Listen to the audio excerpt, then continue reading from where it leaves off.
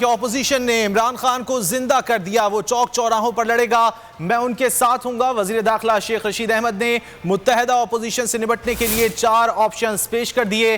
کہا ایک راستہ ہے کہ اسٹیبلشمنٹ مداخلت کرے اور الیکشن کروائے جائیں، سازش کرنے والی جماعتوں کو کالعدم قرار دیا جائے، پی ٹی آئی کے سارے لوگ استعفیٰ دے دیں۔ انہوں نے کہا لڑائی گلی محلوں تک پہنچ چکی ہے، میں سیاسی مردوں کے خلاف سیاسی اعلان جنگ کرتا ہوں۔ انہوں نے کہا کہ اپوزیشن پھنس چکی ہے، عدم اعتماد کے بعد کیا ہوگا، آئین خاموش ہے، عمران خان نیا وزیر اعظم آنے تک کام جاری رکھیں گے۔ انہوں نے کہا کہ جن پر فرد جرم لگی تھی وہ مرکز اور پنجاب میں امیدوار ہیں۔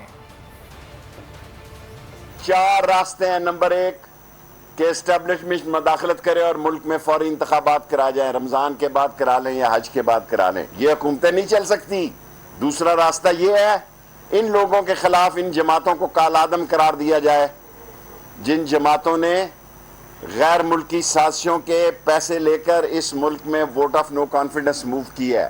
اور تیسرا حل یہی ہے کہ اگر یہ الیکشن نہ کرائیں تو تمام پی ٹی آئی کے لوگ نشستوں سے مستعفی ہو جائیں۔ میں دیکھتا ہوں یہ ملک کیسے چلاتے ہیں۔ اور آخری میں اداروں سے براہ راست درخواست کرنا چاہتا ہوں کہ اس ملک کی سلامتی کا سوال پیدا ہو گیا ہے، لڑائی گلی محلے میں چلی گئی ہے، بھابڑا خانہ تک چلی گئی ہے۔